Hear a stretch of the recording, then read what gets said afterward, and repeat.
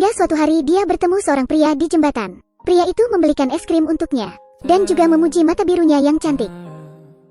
Maukah kamu tersenyum sedikit untuk saya? Baiklah, itu hadiah untukku. Pada saat itu, Chiyo tidak berpikir bahwa pria ini akan mengubah hidupnya. Menyaksikan geisha mengelilingi pria itu, Chiyo berlari ke kuil. Ia membuang koin yang diberikan pria itu ke kolam harapan. Dia berdoa kepada para dewa, berharap untuk menjadi geisha suatu hari nanti, dan bertemu dengannya lagi. Nyatanya, hidup Chiyo tidak mudah. Saat siang hari, dia akan pergi ke sekolah geisha dengan temannya Pumpkin. Di malam hari, ia harus kembali ke Okiya untuk melayani. Geisha paling terkenal di sini adalah Hatsumomo. Begitu dia tampil, dia mengejutkan seluruh Kyoto. Dia adalah ladang uang bagi Okiya, dan dia mendominasi. Dari pertama kali ia melihat Chiyo, ia tidak menyukai Chiyo. Mungkin karena asal-usul Chiyo, atau karena penampilan Chiyo yang cantik, membuatnya merasa terancam secara naluriah. Dia melarang Chiyo menyentuh barang-barangnya. Dia juga sengaja mencuri kimono saingannya, Mameha, dan menyuruh Chiyo mencoret-coret kimononya. Setelah mengembalikan kimono ke Mameha, saat Chiyo kembali, ia tertangkap basah, seperti seorang pencuri. Ini adalah kimono yang tak ternilai harganya. Sang ibu menghukum Chiyo. Chiyo bahkan tidak berani bersuara, karena sebagai gantinya, Hatsumomo punya informasi tentang kakak Chiyo. Chiyo dijual bersama kakak perempuannya, tapi kakaknya dianggap kurang cantik, sehingga ia dikirim ke distrik lainnya. Mereka saling kehilangan kontak satu sama lain. Setelah Chiyo menerima informasi itu, ia berusaha mencari kakaknya diam-diam. Keduanya saling berpelukan erat, dan berjanji untuk bertemu di jembatan. Keduanya sepakat melarikan diri. Kemudian Chiyo kembali ke Okiya. Tanpa diduga, dia melihat Hatsumomo berkencan dengan seorang pria. Tidak ada yang bisa mengira Hatsumomo yang sombong jatuh cinta dengan laki-laki miskin.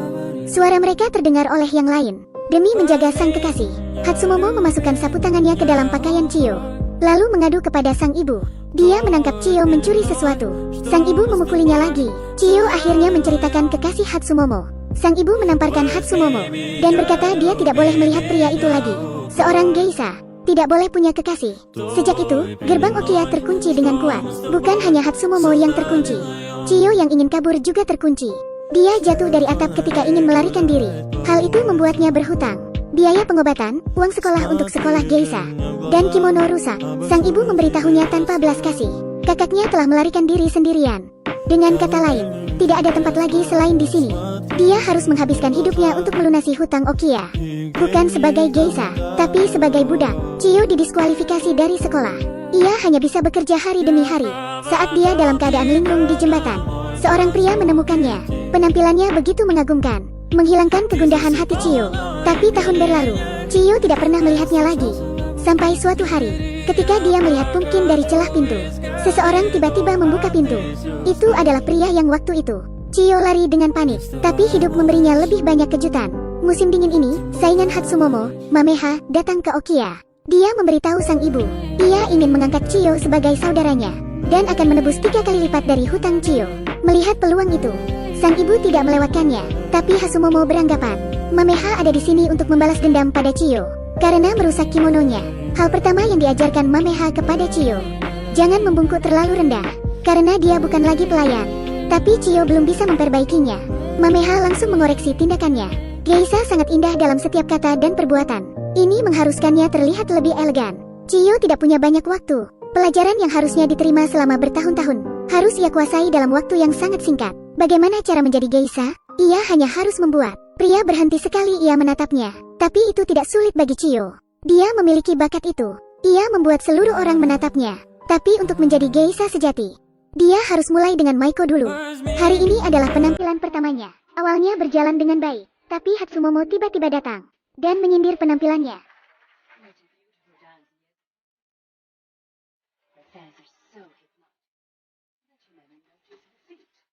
Chiyo tidak mau kalah. Ia mengejeknya langsung di depan para tamu. Itu membuat Hatsumomo marah.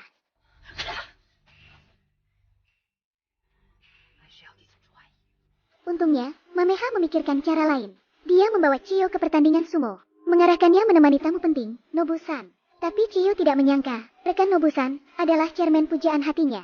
Nobu-san tidak menyukai geisha. Dia pikir mereka hanyalah pajangan. Tapi Chiyo yang gigih berhasil menarik perhatian Nobu-san. Tapi satu tamu tidaklah cukup.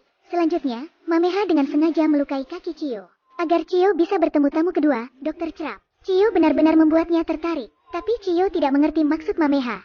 Mameha mengatakan, dia ingin memulai perang antar pria, membiarkan mereka bersaing, sehingga dia menjual malam pertamanya dengan harga tinggi. Tetapi ketika keduanya datang ke kediaman Dokter Cerap, mereka ditolak.